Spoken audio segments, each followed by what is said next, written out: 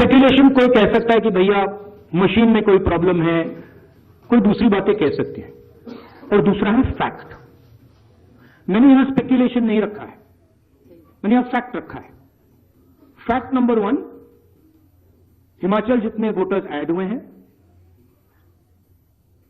Constituencies में जहां add हुए हैं वहां हमारा वोट एक है, बीजेपी का वोट बड़ा है। ऐड बीजेपी के कंस्टिट्यूएंसीज में बीजेपी को जहां बीजेपी जीती है वहां ऐड हुए हैं।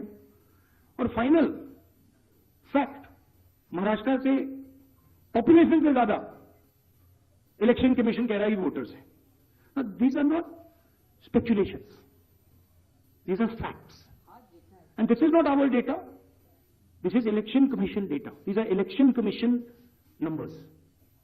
अब हम कह रहे हैं कि अनोमली तो फैक्चुअल अनोमली है, और अगर आप चाहेंगे मैं आपको लिस्ट दे दूंगा और कंस्टिट्यूएंसी जहां ये हो रहा है, जहां क्लियरली वोट ऐड हुए, हमारे अलायंस की वही वोट है, एडिशनल वोट से बीजेपी जीत रही है। 90+ strike rate. What is the exact strike rate? 90% strike rate. Rahul Gandhi ने चुनाव आयोग पर एक गंभीर सवाल उठाए हैं, और सवाल जायज सवाल है कि इतनी बड़ी धांधली और बेईमानी, चोरी कैसे हो सकती है, और अगर इसी तरह से चुनाव होता रहा तो भैया क्या फायदा है यहाँ पर लोगों के वोट डालने से। मतलब आप वोट डालेंगे, जिस विधायक को आप जिताना चाहते हैं वो विधायक जीतेगा ही नहीं, आपके वोट की कोई मान्यता है ही नहीं, क्या फायदा है, क्योंकि चुनाव आयोग उसी को जिता सकता है जिसको वो चाहता है। राहुल गांधी ने कुछ ऐसे मुद्दे, ऐसे सवाल उठाए जिसका जवाब देना लेना बहुत ही जरूरी है, मगर यहाँ पर चुनाव आयोग से जब सवाल किया जाता है तो जवाब भाजपा देती है, जेपी नड्डा देने लगते हैं, तो देवेंद्र फडणवीस देने लगते हैं महाराष्ट्र के मुख्यमंत्री, और एकनाथ शिंदे देने लगते हैं, चिराग पासवान देने लगते हैं। सोचिए कि किस तरह से जुड़ाव है। अगर सवाल चुनाव आयोग से किया जाए तो भाजपा के लोग चुनाव आयोग की जगह पर जवाब देने लगते हैं, तो इससे तो कुछ साफ वैसे हो जाता है। अब सवाल यह है कि राहुल गांधी ने क्या आरोप लगाए हैं। राहुल गांधी ने अंग्रेजी और हिंदी में अखबारों में लेख प्रकाशित किया है कि किस तरह से महाराष्ट्र में चोरी की गई और किस तरह से मुख्यमंत्री और भाजपा ने जीत हासिल की। मामला 3 है, इसमें है कि चुनाव आयोग जो है इस पर सरकार ने कब्जा कर लिया है और इसकी नियुक्ति पर कब्जा कर लिया है। नियुक्ति मतलब चुनाव आयोग को कौन बनाएगा, कौन बिगाड़ेगा, तो इस पर सरकार ने कब्जा कर लिया। कब्जा करने के लिए कैसे कि उसमें 3 लोग को चुने जाते हैं, जिसमें एक नेता विपक्ष होता है, एक प्रधानमंत्री होते हैं, एक और होना चाहिए था। पहले होता था कि सुप्रीम कोर्ट के सीजीआई यानी कि चीफ ऑफ जस्टिस ये होते थे, सुप्रीम कोर्ट का जज होता था, लेकिन अब इनके जगह पर प्रधानमंत्री मोदी के एक मंत्री रहेंगे, जैसे कि अमित शाह। ये 3 लोग मिलकर चुनाव आयोग की नियुक्ति कर देते हैं। अब सवाल ये कि अगर राहुल गांधी इसका विरोध करते हैं, किसी आदमी का विरोध या किसी अधिकारी का विरोध करते हैं, तो राहुल गांधी की क्या मान्यता होगी, क्योंकि बहुमत तो है, एक तरफ प्रधानमंत्री और उनके मंत्री हैं, दूसरी तरफ राहुल गांधी अकेला। तो जाहिर की बात है राहुल प्रधानमंत्री और मंत्री उनके मंत्री की बात सुनी जाएगी और उन्हीं का अधिकार माना जाएगा। अब दूसरा क्या है कि फर्जी मतदाता यानी कि फर्जी वोटरों को यहाँ पर बनाया गया, और कितने 39 लाख नए मतदाता। सोचिए 39 लाख नए मतदाता। हर विधानसभा सीट में विधायकों की अगर आप जीत हार देखेंगे तो अक्सर उनसे उनकी जीत 20 से 25,000, 30,000, 35,000 इतनी होती है। यानी कि अगर 39 लाख को हम कन्वर्ट कर देंगे तो ये कई सीटों को प्रभावित कर सकता है, कई सीटों पर विधायकों को जीता सकता है, कई सीटों पर विधायकों को हरा सकता है। सवाल ये है कि फर्जी मतदाता। अब मतदान प्रकाशित यानी कि जब वोट पड़ जाता है, इसके बाद जो चुनाव आयोग प्रकाश में लाता है कि इतने वोट पड़ गए, इतना % वोट पड़ा है, लेकिन इसमें भी जो है अंतिम 2 घंटों में बताया जा रहा है, इसमें भी फर्जीवाड़ा हुआ है। अंतिम 2 घंटों में 65 लाख वोट पड़े, 65 लाख वोट 2 घंटे में पड़े, ये सवाल उठाता है। और तीसरा लक्षित फर्जी मतदान, यानी कि जो लक्ष्य है हमारा उसी पर, यानी कि जो पार्टी को लक्ष्य है उसी पार्टी को वोट मिलते हैं। बीजेपी के पक्ष में विशिष्ट क्षेत्रों में धांधली कर वोट बढ़ाए गए, मामला ये है। और जो चुनाव आयोग इसका जो सबूत होता है उसको भी छिपाया गया। किस तरह से? मतदाता सूची और सीसीटीवी फुटेज यहाँ पर सार्वजनिक नहीं किए जाएंगे, इसीलिए आपको हाई कोर्ट कोर्ट जाना पड़ेगा फिर ये मिलेगा।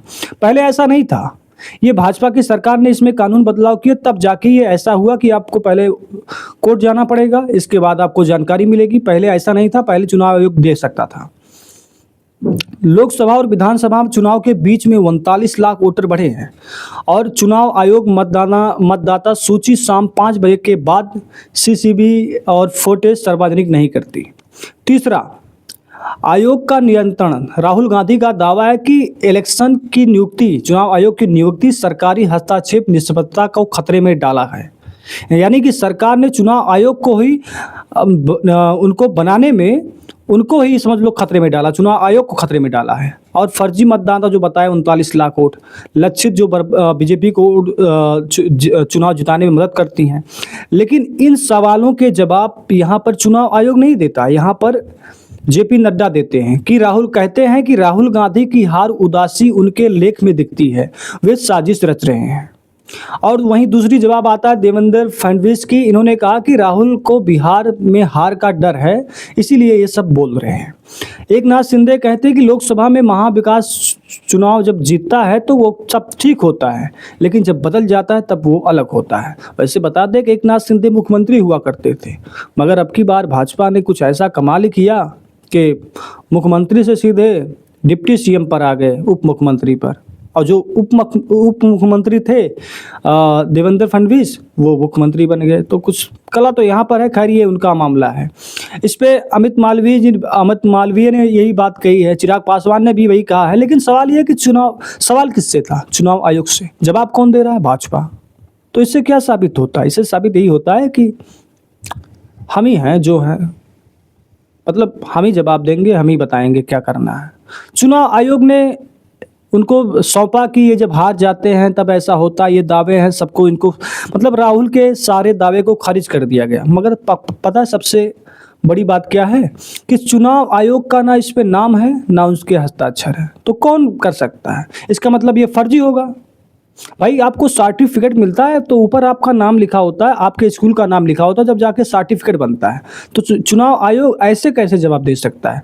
दूसरी तरफ मीडिया, जो बड़ी बड़ी मीडिया, गोदी मीडिया कहते हैं, वो स्रोतों से दावा लगा रही है कि राहुल गांधी गलत हैं, तो यहाँ पर चुनाव आयोग अपना जवाब दे रहा है। स्रोत मतलब दूर से लग्गी से पानी पिलाया जा रहा है। स्रोत क्या होता है भाई? चुनाव आयोग है, वो तो 1 मिनट में कॉन्फ्रेंस करके बता सकता है, राहुल गांधी को गलत साबित कर सकता है। तो इसमें स्रोत क्या काम आएंगे? मतलब स्रोत वही होता है कि हाँ भैया बारिश हो जाएगी परसों, ये स्रोत लगा रहे हैं। तो पूरा मामला ये है कि सवाल किससे करो, जवाब कौन देता है। अगर इसी तरह से चुनाव होता रहा तो बीजेपी और चुनाव इलेक्शन जहां चाहेगा वहीं चुनाव जीत जाएगा। और इसी का खतरा है बिहार के चुनाव इलेक्शन में, और इसी को लेकर राहुल गांधी ने एक सवाल उठा दिया। वैसे राहुल गांधी ने महाराष्ट्र के चुनाव को अभी अपनाया नहीं है, हमेशा ही सवाल उठाते रहे जब से चुनाव हुआ है। अब सवाल है चुनाव आयोग इसमें अपनी सफाई और अपनी क्लीनता क्यों नहीं दिखाना चाहिए, और उसको बताना चाहिए कि नहीं हम सही हैं, ये लो आप ले जाओ, जो आप मान रहे हो सब ले जाओ। मगर नहीं, इतना आसान नहीं है, क्योंकि कुछ बात तो है इसमें अंदर जो दबी है, और राहुल गांधी चाहते वो बात बाहर आए, मगर भाजपा के लोग खुद जवाब देते तो ऐसा लगता है कि वो चाहते हैं कि जवाब बाहर ना आए। आपके जो राय है आप कमेंट में जरूर बताइएगा। धन्यवाद, नमस्कार।